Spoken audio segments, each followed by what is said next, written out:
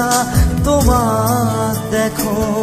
যাযাবৰ অভিমান মুঠিতে ৰাখো সন্মুখত যেতিয়া তোমাক দেখো যাযাবৰ অভিমান মুঠিতে ৰাখো